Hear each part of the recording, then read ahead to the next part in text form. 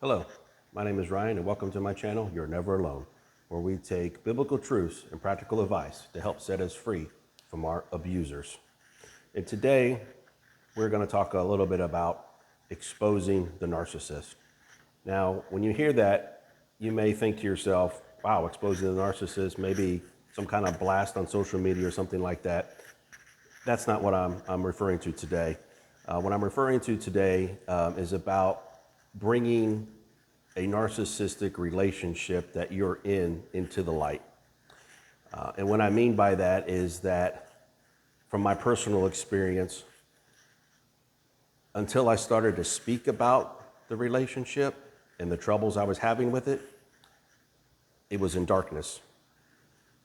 And it wasn't until I brought it to the light that I was able to start to understand what was going on and what was happening. Up to that point, I did not know. So let me read some scripture just to kind of set the stage, and I'm going to share a personal story of mine. This is in Ephesians chapter 5, starting in verse 11. It says, "And have no fellowship with the unfruitful works of the darkness, but rather reprove them. For it is a shame even to speak of those things which are done of them in secret. But all things that are reproved are made manifested by the light, and for whatsoever doeth make manifested is the light."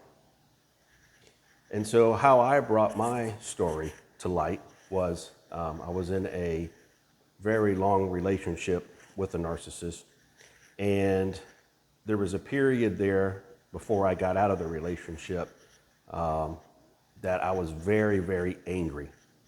And I couldn't understand where all this anger was coming from. I'm not normally an angry person. There was a lot of angry outbursts. And so I'm like, I don't know what to do with this. And so I really decided to go to counseling. I said, I need to go to counseling. I need to talk to somebody about this anger, obviously thinking I was the problem. And I know a lot of you out there, feel like when you're in these relationships, you're felt to believe that you are the problem, but you're not the problem. You're not at all, 100% not. And so I started going to counseling. As I went to a counselor, we started talking, and by probably the second session, he really keyed in on this relationship. And he keyed in such a way to tell me that I needed to be more assertive in this relationship. But before we even got to that point, I started talking about the relationship. And I remember it was just him and I in this room, nobody else is around. And I felt so much shame just to share my story, almost nervous or scared in a way, just to share with this person who's not going to tell anybody else, who is a counselor, who, he's not going to share with anybody else, but I was still scared to let it out. And I remember sitting in that counselor's office, and as I'm sharing this, the struggles of the relationship, I can't believe I'm actually saying it out loud. But what I realized, that was the moment the relationship went from darkness to start putting it into the light. And it was little by little after that point that more and more light shined into the darkness.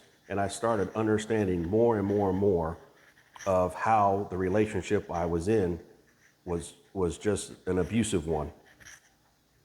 Up to that point, I thought the relationship was fine. I didn't see a lot of those red flags, those signs. I didn't see any of it. I was really naive, to be honest with you, probably in denial some. But the interesting part to that is, there's something about just us speaking out that starts to get our brain to start functioning in a different way. And for me, once I started talking it out, it was a timeline. At that moment when I started talking it out, I'm like, I got to get out of this relationship. It wasn't like that. It was, okay, what's going on here? Okay, am I still doing something wrong? Well, I see the other person in this relationship and how they're treating me and how they're treating others. And it just all started to open up. And then probably a year and a half or two before I finally left that relationship, I just remember praying and asking the Lord, hey, just open this up to me so I can see what's going on here. And I'll tell you, right after that, the light just shined and I was able to see.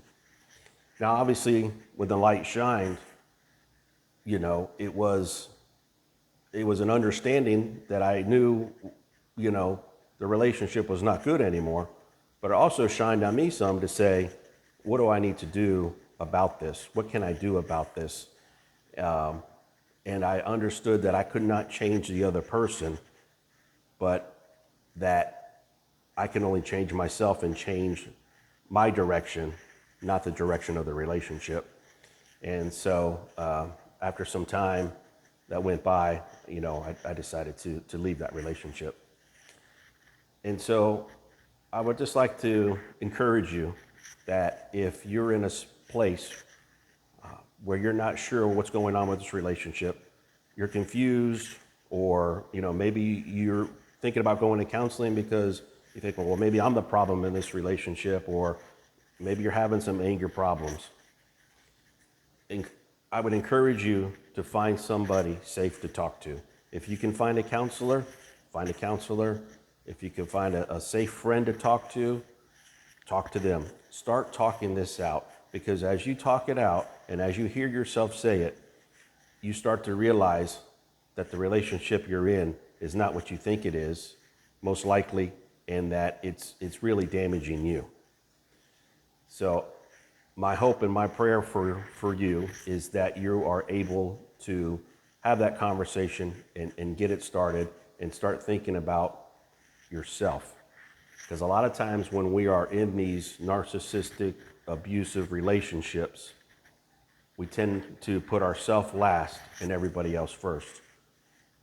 We need to start thinking about ourselves and keeping ourselves emotionally, spiritually, physically, and mentally safe. So, hey, thanks for listening. I hope this has helped you in some way. And as always, in John 14:1 and 2, Jesus is making mansions for us in heaven. That's how much he loves us. Until the next time, take care and God bless.